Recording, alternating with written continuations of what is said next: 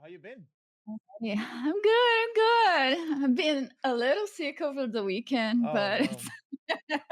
I'm feeling better already. Thank God. Yeah. What is it like? Just a but regular allergies? no, it's just like I got like when you like force your Oh, like the I forget the name in your English, jaw, but there's a yeah like the mandible thingy here, like right? so it kind of presses on and then like gives you Mm, headaches and yeah, it's the whole fun thing. yeah. But yeah, no, getting better, like thankfully. But yeah, it got me like those super strong like migraines over the Mm. weekend. So it was like terrible. Do you get that often? Not really, not really. It's been like I think it's just a lot of things piling up and like, and then it explodes and then it's fine. Like it's just 5 minutes of your body going, you need to rest a little bit Yeah, more. yeah, yeah, Don't stress. yeah, yeah, yeah. Usually that's very related to stress and things It happening, right? is. It is a lot, yeah. And it's one of those things like you're super happy and getting a lot of things done at the same time, and then you forget to sleep and you don't eat well. Your brain is going like, "Well, what are you doing? Why?" Yeah, yeah, yeah. But But I saw that you've been doing. I don't know if you're doing it recently, but I know you've done it before. Some Muay Thai. yes, Mm, yes, it's been like a month since I stopped now, which I miss mm, dearly. I think it might be one of those things that piled up, which it's where I usually like take out a lot of stress. But I love it so much. yeah. It's like the best type of exercise I've done ever. Oh yeah. I've been doing it for I think a little over a year now. Mm, So it's yeah, I that's cool. really like it. I That's really cool. recommend Yeah. it. What got you into it? You are? You practice it too?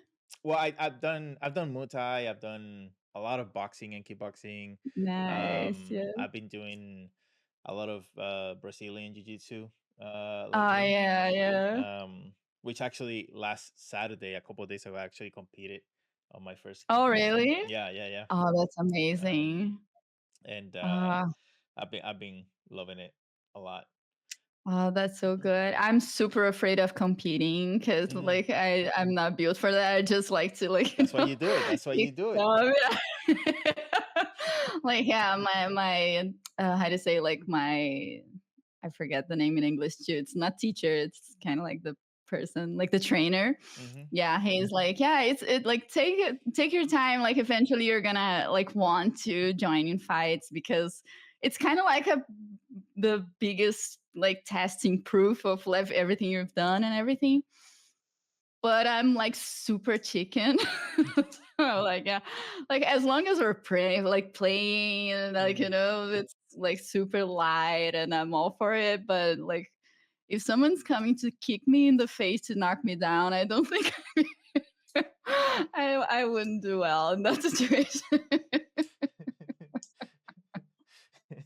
So I'm almost curious because and just to warn you, this sort of I don't like calling it a podcast, but Mhm. because it's well, it's really more of a conversation type of thing Yeah. setting, or definitely not something like an interview or anything like that. But just to Mhm. warn you, the way this runs is however it goes in the topic and conversation, that's where we go. There's no really a script or anything. So we might just end up talking about Brazilian Jiu Jitsu for the whole hour or something like that. No, but well, Amazing. I love uh, that. um, but I'm almost curious because I mean you're from Brazil, originally from Brazil. You're living in Brazil right now, right? Yes, yes. And South and south of Brazil, yeah. oh, okay, south of Brazil. And jiu-jitsu is like a huge thing in Brazil. So It why is. did you choose between the two, or you just wanted to kick and punch, or? Yeah, I never practiced like jujitsu or anything like that, but I think like to me it's too grounded. Like it's kind of like you like I've never done it, so I've just like don't understand how it works at all. I Mm, just like see a lot of people like tackling each other like, on the ground and pulling things, and I'm like, no, I like punching stuff Yeah, me back. too, me too, me too. I I like get it, I get kicking it. from a certain like a distance. I get it, I get it. But it was actually like it was very out of nowhere because never liked like going to the gym and stuff like that. Mm, And I always liked doing like, dancing and mm, any kind of like aerobics kind of exercise that's very dynamic. I really like. But I've always been like this girly girl that like, I just did ballet and like modern dancing and all the things. And like a few years back, I was looking into like some sort of exercising because like I couldn't find anything because I mm. had just moved to the city I'm in right now, which is Okay. Curitiba. I'm from Rio originally. And I was like looking into dancing academies and I didn't find anything like close to home. I didn't own a car. So I was like looking into stuff and I don't even remember who said like, "Oh, I did a Muay Thai like class and it was very fun." And I was like, "Yeah, but it's kind of like fighting." And there's this thing where like fighting like the environment sometimes is very macho and Mm, aggressive. And yeah. I'm like, I'm not really into like looking for that. I don't like that kind of vibe in a gym. I wouldn't like that in a setting where I can get beat up. And then, but then she said, no, there's a girls' class like getting started. And I was like, yeah, that's it. So I went, like, just let me check it out. It's really close to home. I can go by walking. Oh, nice. And I got there and I remember not even being able to like move my arms when I was going back because they were like, "Oh, get this like weights and start punching." And I'm like, "I don't know what I'm doing and I have no upper body strength." So like it was but like it was kind of like love at first sight because I was like, "This is really fun." Yeah, This is very interesting. yeah. So yeah, I started going for a while there. I went like every day. And then like I had to change gyms because the guy like closed the one that was at. And then like I started going less. Now I'm going like twice or thrice a week. But like I've stopped for like a couple, I think almost 2 months now. Mm, But yeah, because work. yeah. Work got in the way. But I want to go back because I miss it dearly. I miss punching things with all my strength. Not people, not people, just things. No, no, for sure. Like just those, like the punching bags, and there's that rubber guy that, Oh like, yeah, yeah, yeah. Oh, that guy. Yep. there must be a name. Yeah. And like, yeah, I love punching his stupid face. It's so good. All the frustration out the window. So you haven't done any like light sparring or anything like that with other people? I've done that. Yeah, yeah. Oh, Like nice. light sparing and then like ghosting. Like, that kind of thing where it's kind of like more about agility and like Hmm. quick thinking and less about like getting punched like with others. Like I actually got an injury in my leg because I got a kick on my thigh Mm, and it kind of like ruptured the muscle. hmm. And I had to stay like a while like um recovering, right? Yeah. And it was kinda, like, scary because up until that point, I was like, "Oh, maybe, like, maybe, I don't know," like and then I was like, "Yeah, I'm too old to be actually, like, getting into this seriously." So, yeah, I'd rather take it easy and not have to stay, like, months in recovery again, so Yeah. but it's good, it's fun, yeah. Yeah. That's one of the things that I'm trying to learn with jiu-jitsu because I think I'm still 20 years old and I'm not. And Yeah. finding that balance of training and not getting injured so you can consistently, Yeah. go and stuff is very tricky. Especially like I'm super Usually. competitive and I forget that I'm not 20 anymore and you know. Yeah, the one thing that I was when I was just getting started, I was like, it's kind of like, okay, there's kicking, but also there's punching. And even if you wear a glove, like I was super scared about Mm, like injuring my hands and not being able to draw anymore or something like mm, that. So that was something that I was like, okay, this might be a thing. But then you learn like, there's a right way of doing things, like beware of that kind of thing. yeah, And like, but of course it's a contact sport and things can things happen. happen. So I'm just, yeah, taking it easy and like just doing it for the exercise and fun part of it for sure.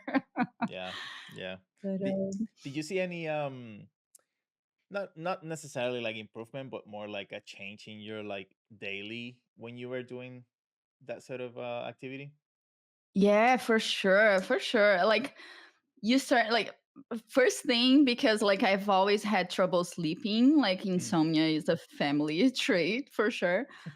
Like I started sleeping well, like way better, just because like I think you just spend so much like pent up energy that like when you go to bed, you just like lights out Yeah. immediately. So it was a great like I started like I because we're like home office and I work from home and it's kind of like my um schedule is like all off there's no specific routine or anything. Right. Like what I started doing was plan my day like around my training. So Mm. like I started training end of day, so like 7 p.m., Oh something wow. like that. So I would wake up a little bit earlier and start like doing and stop working at like 6 p.m. and then get ready and go to the training center and then get back, like take a shower, like dinner and go to bed. And like, it would be like such a healthy routine that I never had before. But just because of this one thing, things started to like clicking around.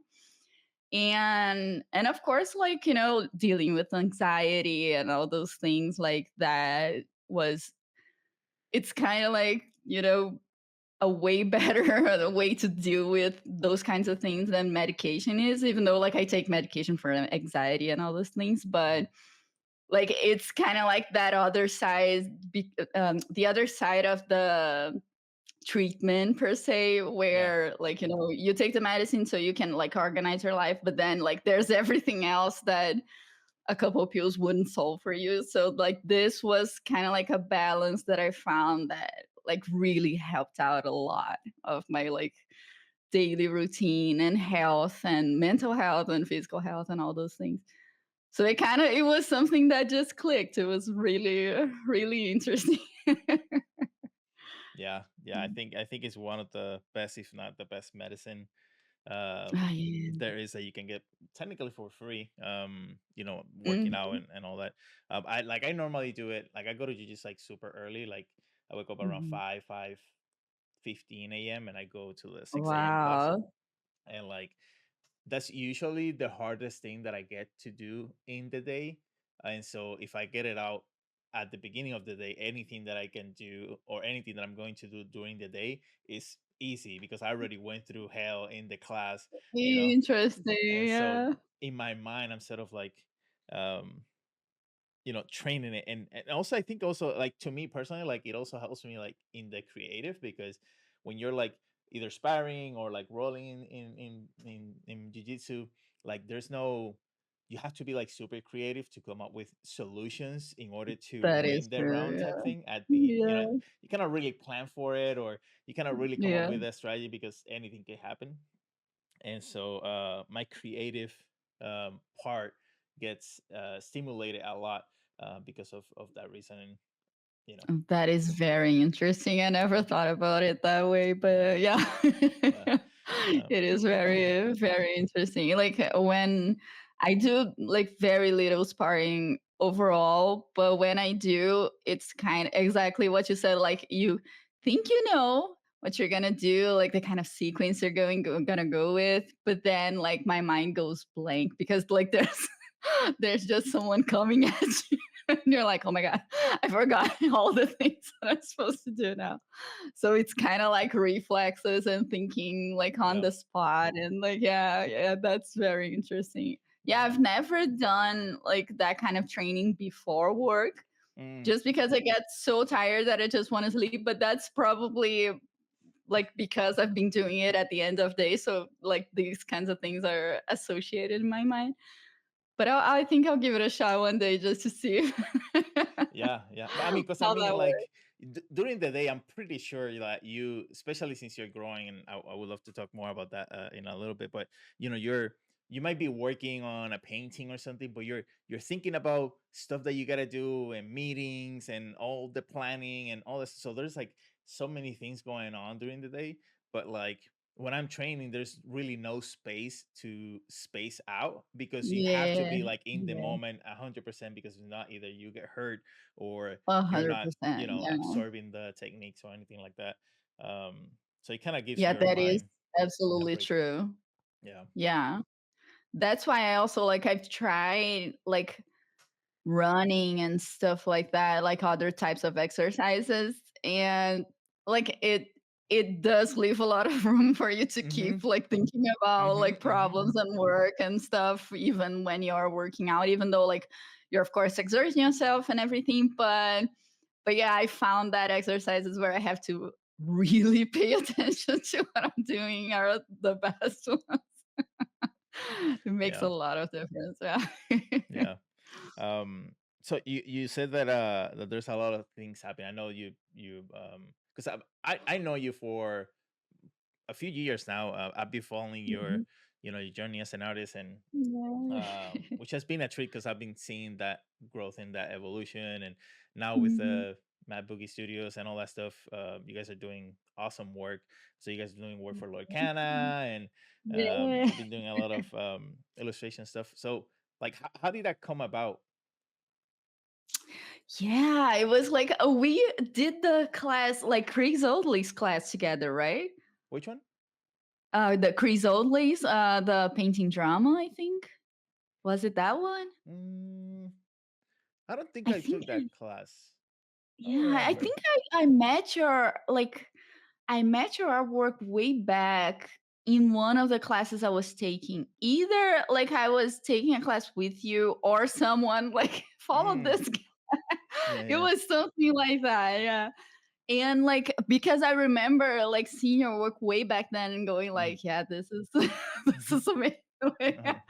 So like yeah, having a chance to talk to you after all this time, like yeah, I've been like following your work ever since then. Like I Yeah. think it was Facebook where I followed you first. And yeah, it's been a long journey. Like I've let me see. Like, I think back then I was still because I opened a studio, like a home office studio with my husband now, Hmm. boyfriend back then, Right. Gustavo, which was called Limetown Studios. Like Yes, it I remember was that. originally how it was called. Wow. So back Yeah. then, yeah, it's way back. So but like we used to say it was a studio, but it was actually just me and him working together. We used to do all sorts of like work on. We came from advertising. He used to do 3D artwork. I used to Mm. do like um, creative retouching and like photo manipulation and that sort of thing. And we kind of like when we opened this studio, we were like, yeah, we want to live out of art, but there's not necessarily a focus to this. We went full like generalists by Mm. like where we like it wasn't like we sat together and went like, oh, I want to do work for this kind of client. It was more like, yeah, I really just want to pay my bills with anything art related. So we did like a lot of things, but it was very much kind of like a jack of all traders sort of things Right. where we like knew how to like design characters, but it wasn't that good. And then we knew a little bit about animation, and we did a little bit of logo work for like Mm. games, and it was all like these types of small things that we could do, but not necessarily because we weren't like specialists or didn't have a lot of experience. It wasn't like the most quality thing, but like it was enough for us to get by. We got a lot of like small jobs from local like studios. And I remember one of our first clients was an advert game company, like tiny thing on in Rio, Mm. which we would like do some 2D assets for them and like a lot of like odd jobs. And but this was like 2011, I think. This is Oh, like wow. it's been a while, yeah. Wait, 2011? Yeah, it's been like 13 years. Wow. And yeah, and we spent like the first few years like this going just small jobs, local jobs, and like working too many hours a day, not taking weekends and vacations or anything like that, but getting paid like too little because it was very on par with kind of like the quality we had to like technical quality and everything. So like halfway there, and that's why I mentioned because I remember it was then that I met your work. It was like 2014, 2015, where we were like, yeah, we need to start like taking classes and improving our portfolio as soon as Mm, possible so we can like upgrade the kinds of clients we have and the kind of work we provide.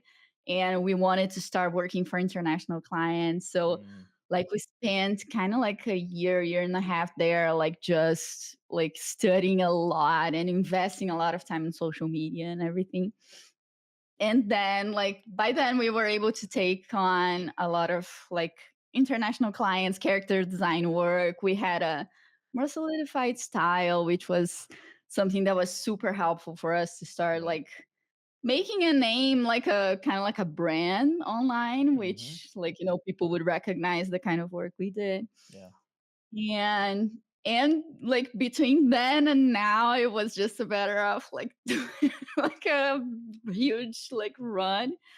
And yeah, like it was kind of like how do you say, like a small steps but building on top of that same idea where like if we keep studying and improving our portfolio and like you know um prospecting a lot of clients and looking into the market, like if we want to work for Disney, like what kind of like work they hire and where do they look for them, like that kind of thing, where it was way less aimless and way more focused on Right. like us deciding like, okay, this is where we're gonna go in, like instead of just like whatever comes, it's what's gonna be. So yeah, and things started working out, thankfully. Like we've been like getting bigger clients and doing bigger jobs. And one thing that eventually happened, that started happening a couple years back, I think, was that the kinds of projects that started appearing were bigger projects than just two people could handle.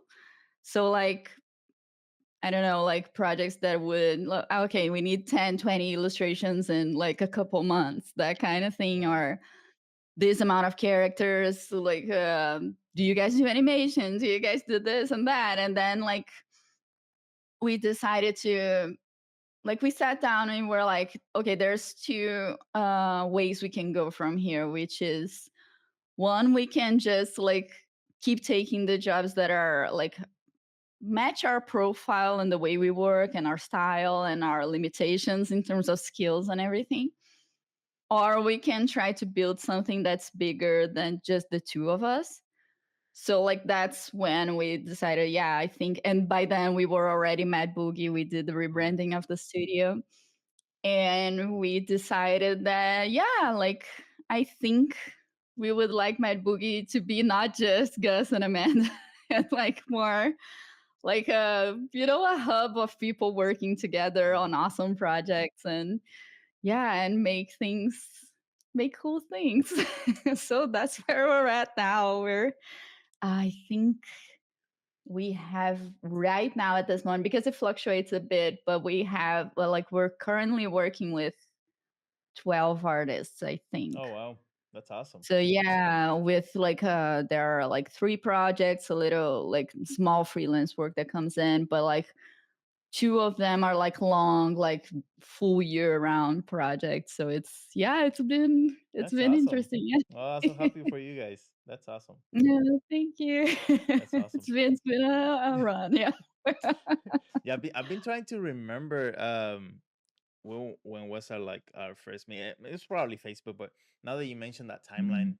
because my first I started freelancing. My first work ever was end of the 2012, So you guys were Yeah. already working even before that. And I Yeah. spent probably, I think it was like I was back in Puerto Rico during that time, Yeah. and I probably spent like 4 or 5 years there, um, freelancing, and then I moved to the States, um, Yeah. a couple of years later. But you guys have stayed in Brazil all this time, um, right? We like 2015 was a year that we went to Chicago and Oh, lived there. Like I have family there, so we oh, stayed okay. like throughout the year, and we went to a lot of Conventions. um conventions. Yeah, so like we Mm-hmm. went to CTNX and Spectrum Art Live or something Yeah, like yeah. that, and like we went to a lot of little like things that was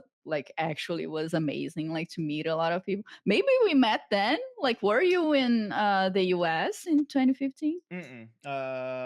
No, No. no. Mm. I don't think we've ever met, like personally. Oh, in person, yeah, for Yeah. sure, yeah. No. I just asked because I am terrible with Oh yeah. faces, which is a terrible trait to have as an artist, but Gus remembers every single person Oh like we really? meet once. He remembers that person, and Mm. I like yeah, I mistake people. I frequently meet all the Oh, time. so you spent what was that, a year in the States? Yeah, it was kind of like a year and a month. So we Mm. went February 2015 and came back on March 2016, I think, something like that. So was it always that you was it always the goal to stay in Brazil and work from Brazil and sort of build everything from there?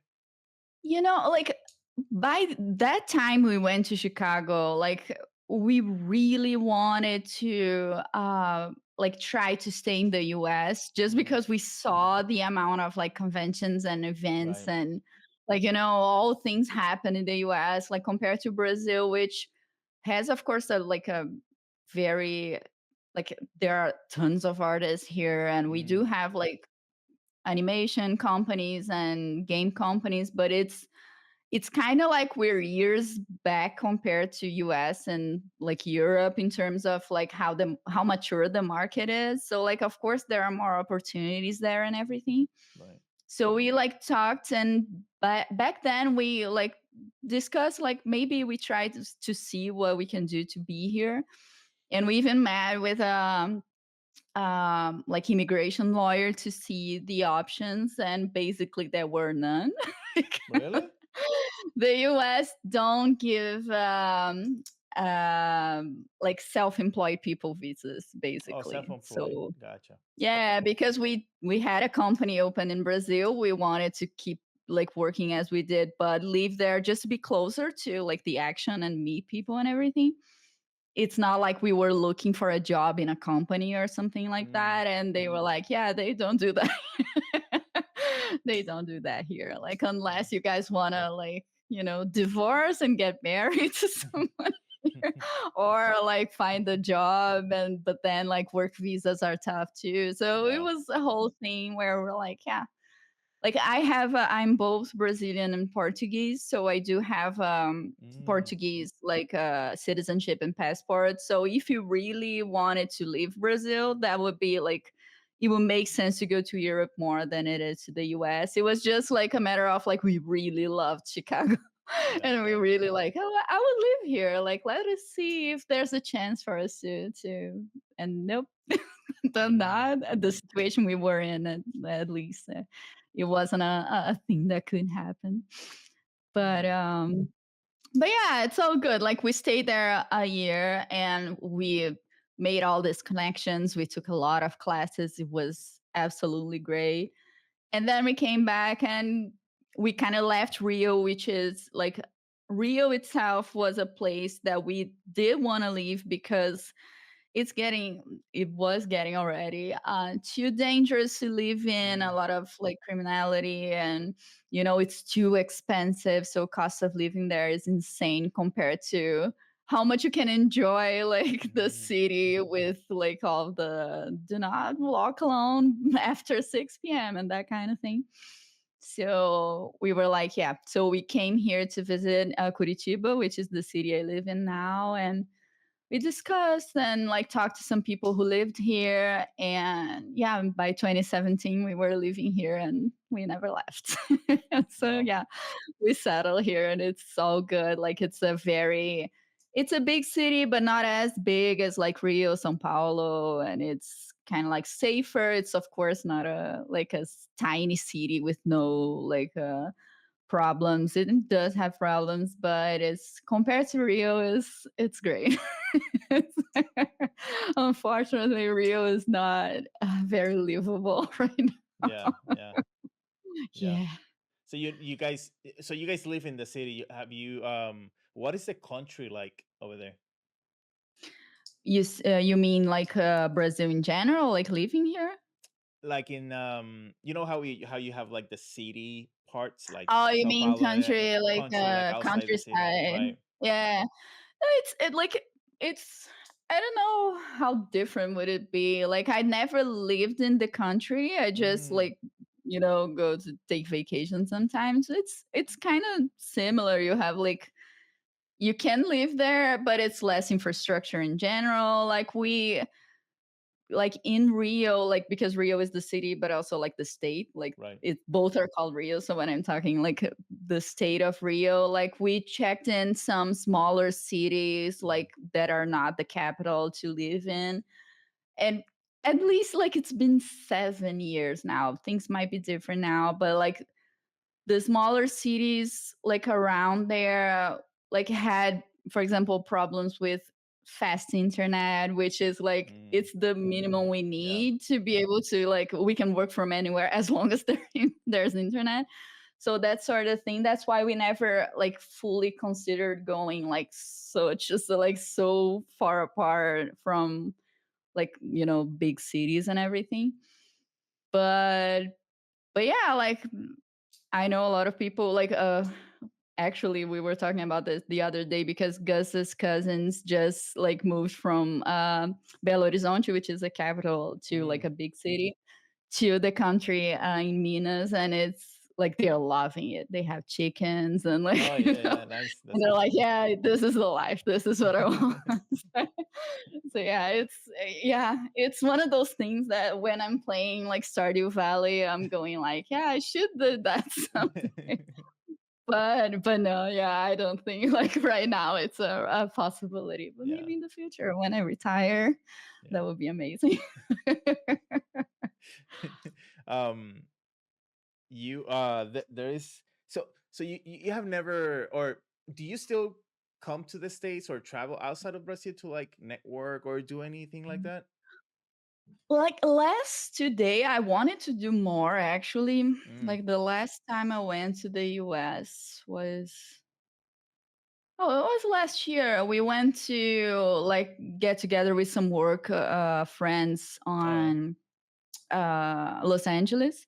Mm, So it was like, but it was a super quick trip. It was just a week long. But I haven't been to any events for years, and I really wanted to go back to it because it's such a good energy. Like I mm, really liked when I went to those all of these events. You meet a lot of internet friends, right? Like yeah. where you just like know them online, and I don't know, everyone's just with such a good like spirits and wanting to meet people and exchange experiences and everything. I missed that. I really, yeah. The last conference I went to was here in Brazil, like the Mm, last two or three I went to, which are amazing too. But like it's been a while since I was in one like internationally. Yeah. yeah, yeah. Do you still get like a lot of clients from Brazil? Like what's your ratio between like clients from the States and Brazil? Because I mean, I seen that you have Yeah. done a lot of like content in Portuguese, so I'm guessing that there's Yeah. a lot of clients that you get from Brazil too. Yeah. The funny thing is, like, for clients itself, like client work, like we almost don't work for Brazil anymore. We actually Mm, did something I think last month that should be coming out soon. Like I'm excited to show. But like it's yeah, because like mostly because like exchange rates. it's not worth Oh, it to work like if you can have international clients, like the smallest clients, even sometimes like a personal commission work pays more when you convert to reais than like clients here pay. So it's like, it's kind of like a very usual for Brazilian freelancers to just stop working for Brazil yeah, and like look for clients abroad just because there's no way, like, which is kind of sad, but there's no way companies here in Brazil can afford to match the prices because it's kind of like 5 times more. right. But yeah, like there's been a while before this we did like this for an ad agency like last month. Before that, I don't even remember actually like the last client we have that was from here. Mm, But on the other side, like we do a lot of content for Brazilians, right? So like right, I teach classes and I give workshops and that kind of thing. So a lot of the content we do is in Portuguese just because, and like it's kind of like what we were discussing before where Brazil is still not as mature as other markets. So that translates also into how much content there is for people here, right. especially when we're not talking necessarily about like drawing techniques and painting and fundamentals and that kind of thing. It's kind of like easy to find. But when you go towards more like personal marketing and business and that sort of like organizational skills and finances and all those things, like it's very hard if Mm, like you cannot find any like or a couple things in content that like talks to artists specifically in that way, right? So right. yeah, we try to fill that gap as much as we can and help out and create free content, and sometimes we give classes and stuff. But yeah, but it's kind of like two separate audiences almost, like people who Yeah, like yeah. consume the content versus like people who hire the studio for actual client Right, work. right, It's right, right. interesting. Yeah. Yeah, I've been talking to some like younger aspiring artists, and they're so a lot of them are so concerned about social media and putting out content and all that stuff, and it's Yeah, like that doesn't necessarily mean that you're attracting um the audience that is clients to work with, right? um for sure. Yes, so they have to be a for sure. little careful with mixing the both. You can still do it, but um Yeah. it's nowadays is a little, it's a little more complicated because of social media and stuff. But Yeah, for sure. It's kind of like, yeah, whenever we talk about this with like younger artists and everything, I always try to point out that it's kind of literally what we just said about like it's two audiences, two hmm, separate audiences. Like you can focus on being a content creator or hmm, focus on like getting followers, and this would be kind of like your fan base in a sense, which is people you focus on when you have like I don't know, a product to sell or like, oh, I'm gonna do a Patreon or something like that. Kickstarted for yeah, something like that. That makes sense when you like focus on that sort of content. Like client work is, of course, there's overlap there, but Hmm, it's almost a whole other beast where like you can have zero followers online and still get work because yeah, you're contacting people not through like posting on Instagram or something like that. So yeah, it's almost like two separate entities for sure. And two separate jobs too, because you yes, can go full-time work on one and the other and still, yeah, it's a lot it's of a work. lot of work, but it's not mutually exclusive, but also it's not one dependent on the other, right? Like Right, it's right. it's just sometimes there's overlap, but you don't need one to get the other. I think Yeah. it's two separate things. Yeah. So what has been, because I mean you've been teaching us, so what has been the, what do you think is the biggest um either mistake or things that you see in younger artists that they need to like fix or address? Oh, that's a good one.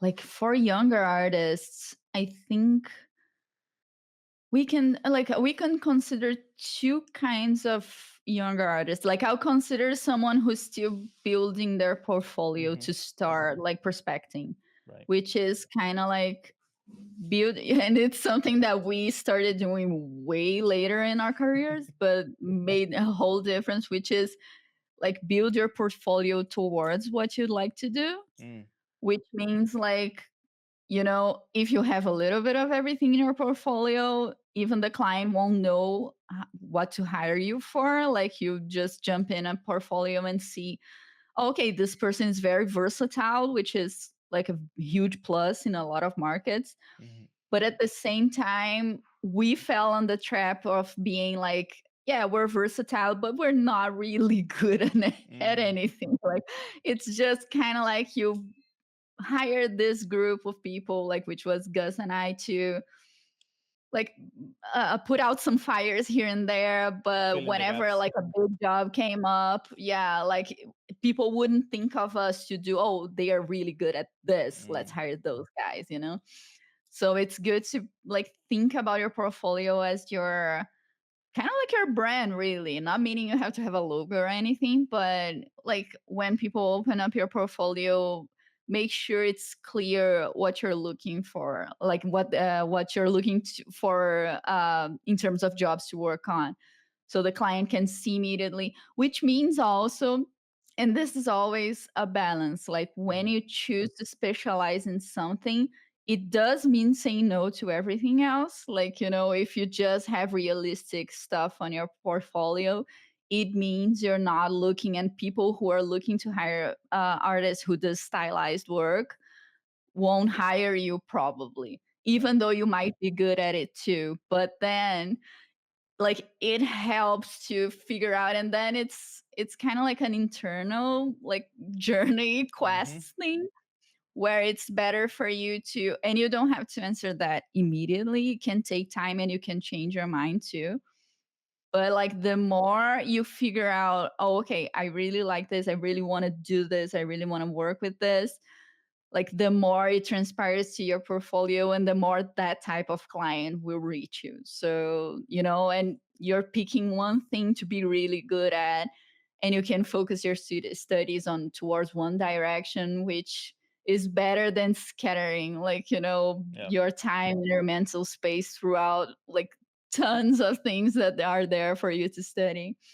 So like I think for me at least, throughout like all this journey, like from 2011 to now, it was very clear the moment we flipped that switch where we're Mm, like, you know, no, what do we want to do? Like, who do we want to be? Like, why would someone hire us? And it's not supposed, the answer is not supposed to be because they're cheap, like, because they don't cost a lot and they do a lot of things. Like, that's not a good answer to be like, kid. So, like, yeah, then we were like, yeah, we want to be like the person, like the studio people think of when, oh, we really want to do very charismatic, expressive, stylized characters and illustrations and colorful and whimsical. Like once we figured out exactly who we were in that space, like we were able to do a portfolio and study and improve on that sense. And then clients started coming in with like that, like, everything aligned in that sense. And we were able to like up a lot of levels there in a short amount of years. Like yeah. this flip happened in like a couple years compared to like, there's a before and after that for sure Yeah, on everything. and mathematically, like it also makes sense because you're only focusing on one time on one thing. So like Yeah, if you put all your yeah, effort into that, you're just gonna grow that thing faster, because you're not for scattered. sure. For sure. It makes sense. And it's like, not to say that, you know, not to say that like you should do one thing, like one Mm, like small thing, because the more specialized you are, like the less opportunities. So that's why I said right. it's a balance. Hmm. Like if you Hmm. go very specific, like I only model rocks in this Right. style for video games, like you're gonna have like one possibility of work. So it's kind of like you short, like in you, how to say, like you limit the range of things you do enough that you have enough variety to, like, try different clients in different markets and different situations, but also like enough that it's all comprehensive and like the style matches and it's concise. And okay, we do stylized and colorful and whimsical, but we do backgrounds, we do characters, we do illustrations. It's kind of like it's not limited to one tiny Right, thing, right, but it's kind of like a range that's it's narrower in a point where it helps your brand, it helps you be known for something, it helps you get good enough in it to get like um how to say, like uh I say it in forgot the Portuguese, say it in word. Portuguese. Se destacar. I was trying to see because Portuguese is very similar to Spanish, and so Yeah, I was thinking if there was a Spanish word for it, but like mm, I will remember eventually. But like when you have like a lot of people in the same place and you like stand out, that's the word. yeah, yeah, Yep. yeah, You have to stand out. Yeah. It's horrible when you like scramble words in several yeah. languages. But Yeah, but yeah, I always tell that's the younger artists that is, that what you're saying. And also, like, there's some artists that they want to do that it is okay to do or want to do a lot of things, like if you want to do characters and environments and all that stuff. But I think, like, if you get better at one thing, you can get it to a level where you're hireable. And once you start getting clients from that point, then you can sort of start leveling up in the other skill set, while these other ones sort of automatically grows because you're doing client work and all that stuff. And little by little, with time, you start adding all these different skill sets that sort of like support each other. And at the yeah, same time, for you're sure. making a bigger pool of possible, possible clients. Oh, I really like that. Yeah, that's a good way of putting it, Yeah, because I was just thinking of an example when you're saying that, where like we always get the question like, should I focus on 2D and 3D? yeah. And like truth is, knowing both helps. Mm-hmm, mm-hmm. But then like if I say that, it's like saying like learn everything. So, like, what you said makes a lot of sense. Like, if you decide to start learning 2D, like, get good to a point where you're hireable, you can start getting work, and then you go back and take 3D, and then you add that on top of it as Mm-hmm. a skill. But then you're already like, you're not waiting to like Right. learn everything at the same time to a point where you're, yeah, that's really good advice. Yeah. Yeah, yeah. um so I was trying to think about the Portuguese. It's just last weekend when I was in my competition, my professor in the jiu-jitsu Mhm. school, he's from Brazil, and like, Mhm. his wife and his family and stuff. And his wife, um she knows English but very little. And so Mhm. me and my wife were talking to her, and we are trying to like understand each other in English. And we were like, Yeah. wait a minute, if you talk Portuguese and I put my Spanish Yeah. cap, we started talking. She started talking in Portuguese, and we understood like probably 50-70% of what she Yeah. was saying, but we could match it. And Uh-huh. we were sort of talking in our own, native language, which is just pretty cool. But Yeah. No, there's a lot of things that are very similar. I mhm, think for Brazilians, it's easier to understand Spanish because right. we hear things in Spanish more than Spanish speaking people hear in Portuguese, if that Mm, makes sense. So, mhm, like I've taken like Spanish lessons when I was a kid at school. So even though I don't speak Spanish, like the cadence of like the dialect and everything, I can understand and pick up some things, right, right. which like on the other side, like no one learns Portuguese. Like, I don't think that's a thing anywhere. Where it's kind of like I'll just take Portuguese here alongside English or something. But but yeah, like it's for sure there are a lot of similarities, but it Yeah. must have been very funny to like keep switching from Yeah, yeah, yeah. Yeah, it was Portuguese, great. Spanish to like a little mimics, yeah. So what's your day looking like now? Because, like, I mean, if you're dealing with like 12 artists and stuff like that, are you still doing? I'm guessing you're doing less art now because you got to do a lot of managing, right? Yeah, yeah, for sure. Yeah, I kind of like started transitioning for a more like a executive part of things Like a for a director. while now. Yeah, kind of Mm. like started doing more art directing and then like creative directing in a more broader sense. Like and like something that I've always done kind of like naturally, which is kind of like a project management. It's Mm. something that because I am like ever since school very organized and like tagging everything in color, like tagging stuff. So that came like it kind of all like culminated on like the position I'm in right now is way more like I would say even 85, 90% not drawing or painting or Mm. anything, just like prospecting clients and like a lot of meetings and, kind of like doing a lot of back and forth with clients and managing the teams because we have separate teams working on separate, Right. Projects. kind of like different nuclei of like Mm. artists doing separate things.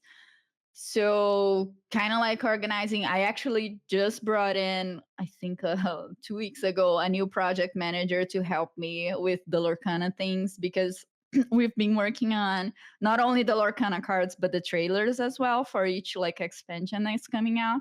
Oh, So, nice. it's been a whole other beast where we're working with a partner animation studio. So, we're not doing any animating here.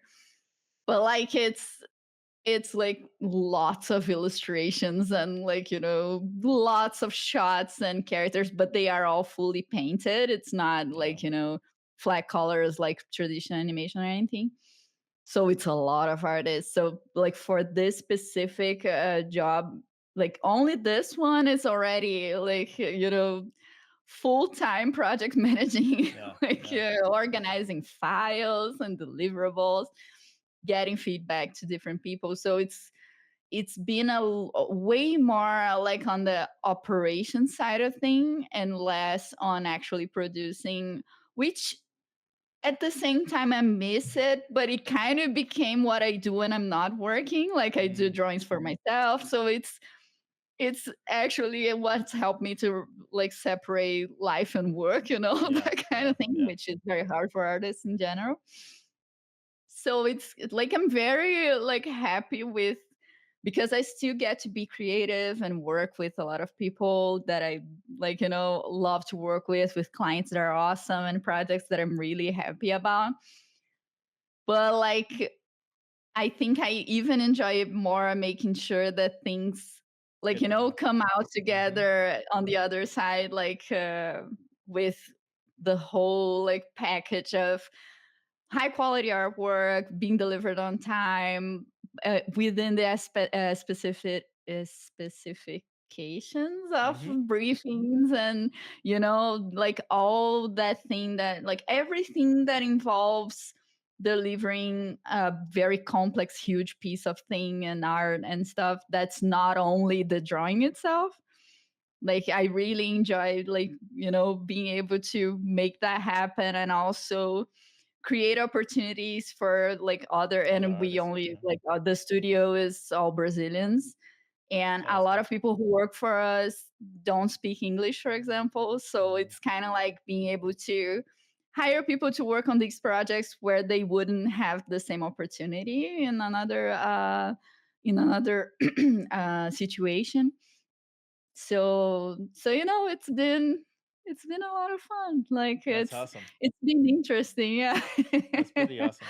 That's pretty awesome. Yeah. Was that always the goal? I mean, I'm guessing not, because you're sort of like going through, the time and working and stuff, and circumstances sort of give you the opportunities to develop something like this. Yeah. Like it really wasn't something I was like, you know, focusing towards or anything like that. Like I never felt like I had that sort of like leadership skills and entrepreneurship, like that sort of thing. I was like, that's so not what I'm all about. Like I really just wanted to spend my whole days painting. Like I loved painting way more than drawing even. Mm, Like I just wanted to open Photoshop and keep painting all day and every day for the rest of my life. But like, you know, things happened, opportunities appeared where it was kind of like what I mentioned, where we're like, yeah, we can just let this go. Like we wouldn't be able to take this job, just the two of us. Or we can talk to some friends that we know, like have a similar style, and let's see how it goes. And then, like, between everyone we work with, like, we're with all the artists we have now and all the parts within the company, because we have artists but we also have like the more like operations part of things. Like it's very like which became very clear, it's very hard to find someone who has the experience of an artist and like has that kind of vision and has lived through like the process and knows how it goes from a very inside perspective, and has that side of like, you know, organizational and yeah. like leadership and all those things. So even though sometimes we've worked with other like partner studios or other like groups of artists, it kind of always felt to me to like, okay, Do let's that part. clean up everything and Yeah. let's do this the right way. And then like taking point on like, okay, delegating stuff, you're gonna do this, and then like establishing a pipeline and that sort of thing. It's like it's never been something that I like thought I'd be good at, but like after all these years like working at the studio, it's just something that like, you know, 1 second, because my dog is super, he wants attention. He I always does understand. that. I He have keeps three, like so I understand. he just keeps like here beside me and he keeps barking like very loud. But yeah, it was actually a surprise, and it was one of those things where the moment I saw myself with like two teams, like up to 20 people Mm, total, like one team of 7 people and others of like more than 10 people, I was like, you know, imposter syndrome, where I was like, someone will realize I don't know what I'm doing. Like I have no like formal training in any of this. I don't know. Like sometimes I would talk to other like producers and stuff, and they would like mention some technical terms. I mean, that sort of things where I yeah. was like, yeah, someone will see that I'm not like I'm just an artist. I'm not supposed to be here. But things worked out well, thankfully. So yeah, and I just found that I really, really like doing this. That's cool. That's so cool. Yeah. Oh wow. That's pretty cool. Yeah, I love that. I love that story because I think if I like, I know for a fact that if I I sort of do a similar trajectory to what you guys are doing, where combine hours, because I always get like freelance jobs and offers and stuff like that. I'm most of the time I just say no because of time. Um, but I will probably end up doing more of the managing part of thing because I do love that part a lot. Um, and like I always say that I'm one of those artists where I don't need to draw and paint every day to feel good. Like I'm okay with that. That's awesome. Yeah. Just because I don't have like a emotional, super emotional connection to it that I need to do Yeah. it.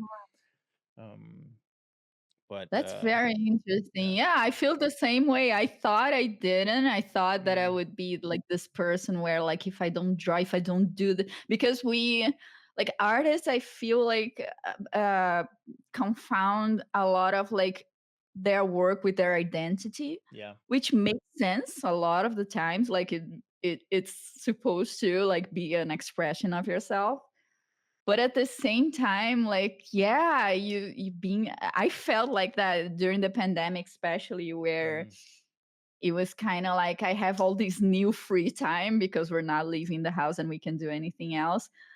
Like I should be like, you know, it was that kind of thing where I just pressured myself to be producing a lot of personal work because like what am I supposed to do if I'm not drawing all the free time that I Mm, have, right? And that kind of messed me up a little bit.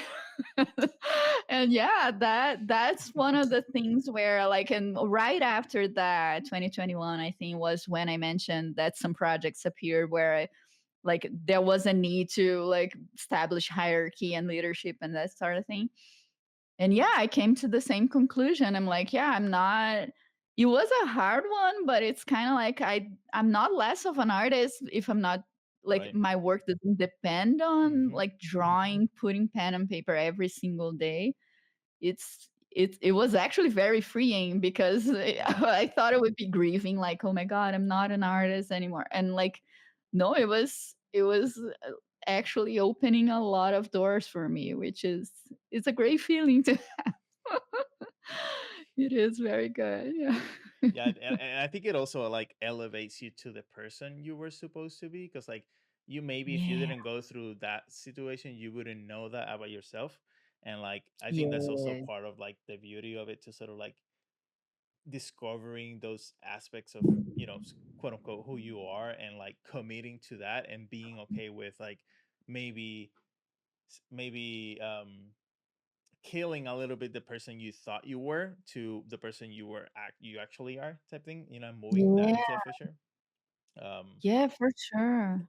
because I don't know, I think some people like they I think sometimes people um stick or like tend to grab too hard onto what they think they are or who they are. And I think like if sometimes if you let go a little bit, you might find out things about you that maybe you didn't know, that may make you even better in the Yeah. future. Yeah. Yeah, for sure. Anyway, Yeah, I didn't want to go too absolutely. deep into that conversation, but No, I really I like sort of that. was thinking No, about I that. really like that. I think that that's a thing that makes a lot of difference because you change the way you understand what you do.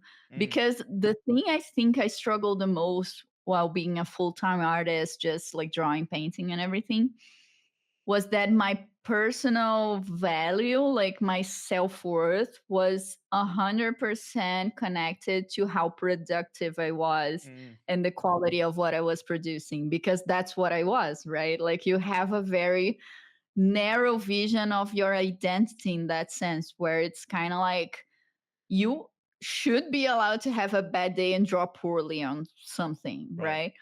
But then you're constantly, and because of where we live and what we do and social media and all the things, you're kind of like forced to be in a performative state 24/7, which means like you don't have time, or even like you don't allow yourself to make bad drawings, for example, mm, because what's it worth that I spend my time doing this ugly drawing if I cannot post it on Instagram, or I cannot send it on to a client, or I cannot use it as portfolio or something like that.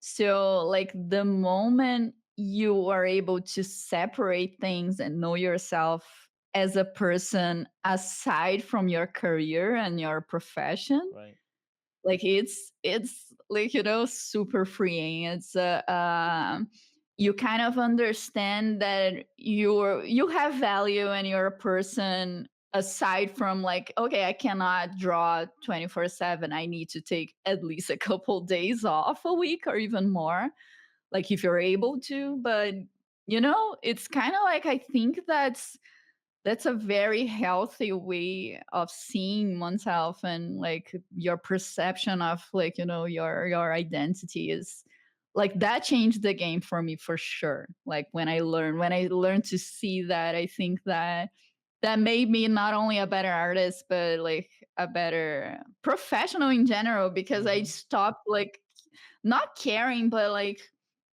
I still think I need to learn and like be better at drawing, be better at painting, study fundamentals and that sort of thing. But like it doesn't make me a bad person if I'm not evolving every single day, if that right. makes sense. I want to ask you three very quick questions Sure. that I always ask, and we'll see what we get here. So first thing that comes into mind, if I give you $1,000 right now, what do you do with that? Oh, I buy a lot of classes. I was looking yesterday on that Domestica website. Do you know Mm, of it? yeah. Like, and it's kind of like $20 a class. And I was like actually looking into some to buy for like there are some artists with us that are training and stuff. And I was like, I'll just give you like a gift card and you guys get the classes you want because there are so many options. It's insane. Yeah. So yeah, when you mentioned $1,000, I was like, there's so many domestic classes. That's pretty cool. That's pretty cool. um, Second question is what? So, Amanda, how do you define for yourself what success is like? What does that mean to you? Oh man, being able to live comfortably, like earning enough to pay bills, have comfort, help family, and all those things while doing something you like actually really like. Because I feel like there's a disconnect between when you say like, oh, you draw, so you work what you love. When people work with what they love, they don't work a day in their life. And I'm Mm, like, that's so yeah. that's so not true.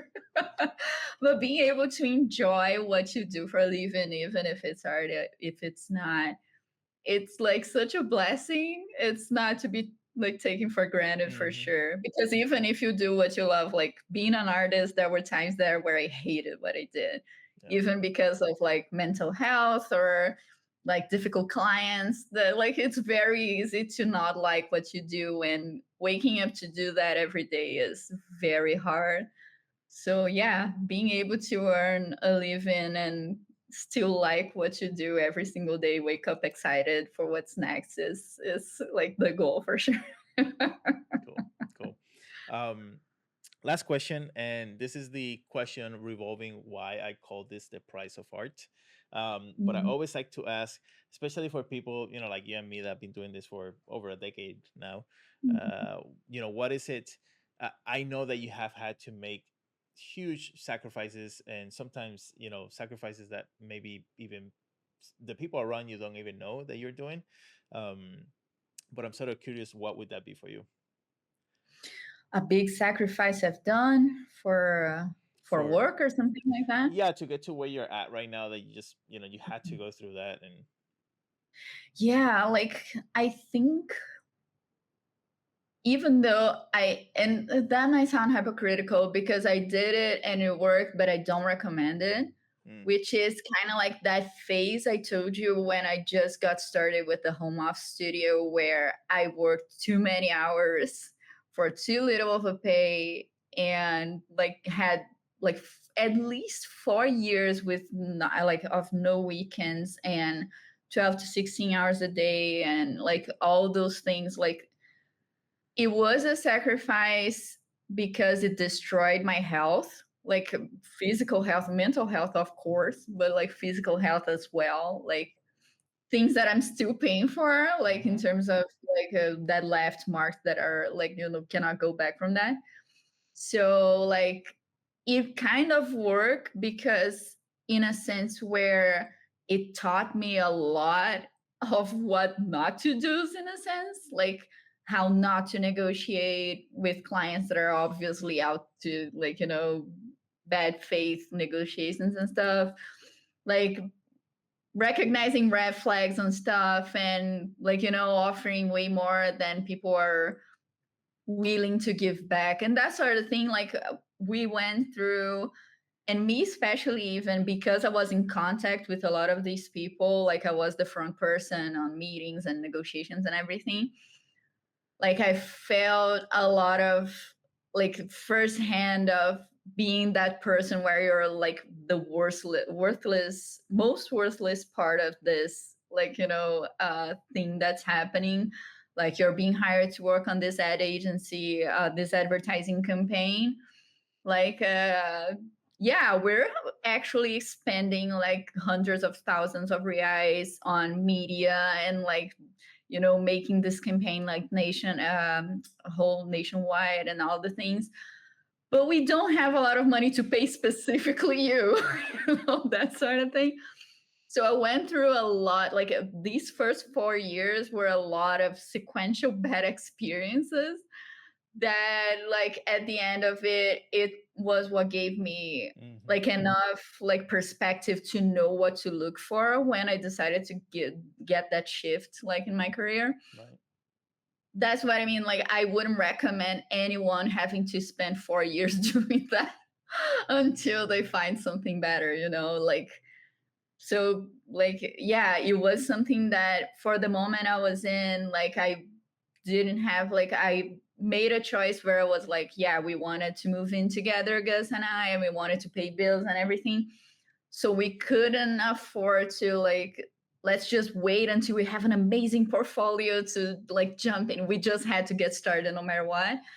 So it was like both of these sides where it's kind of like we did what we had to do, but at the same time it cost me a lot. Like it cost me a lot of connections. It was those types of things where we missed like best friends weddings because we had work to deliver. Mm. And like looking back now, I can see that it doesn't matter, like the work doesn't matter, but the experiences you missed matter, you know, that sort Yeah. of thing. So like those 4 years were very like, even though we still work a lot, like there's a lot of things happening at the same time, we had to go through all of that to realize the importance of like, no, we should be working 8 hours a day, like 40 hours a week tops. Otherwise, things are not like if you depend on doing more, like doubling that or more to make a living, like something's amiss there. Like Mm-hmm. something needs to change because it's not sustainable. Yeah. So, yeah, this is, I think, yeah, that was a big sacrifice and something that kind of happened and we didn't know better. Like when I teach and create this kind of content and like talk to students nowadays, I try to like, you know, let me show you all my mistakes so you don't have to do Yeah. that Yeah. Yeah. and repeat them to get where like you want to be, you know. But yeah, that was tough. Cool. Yeah. Cool. Well, Amanda, again, thank you so much No for worries. joining me here. It was a pleasure finally to at You're least talk great. to you. I know Yeah, we same. know for a very long time. So, obrigado, obrigado. Yeah, gracias. Um, uh, again, congratulations again on Madboogie and all the stuff that you guys have. I was in No. the website earlier this week and I was like, oh, these are also pretty cool. Oh, thank you so Um, much. so And thank you for inviting me. This was great. I love like if you let me, we'll be talking about this for hours. I know, right? I know.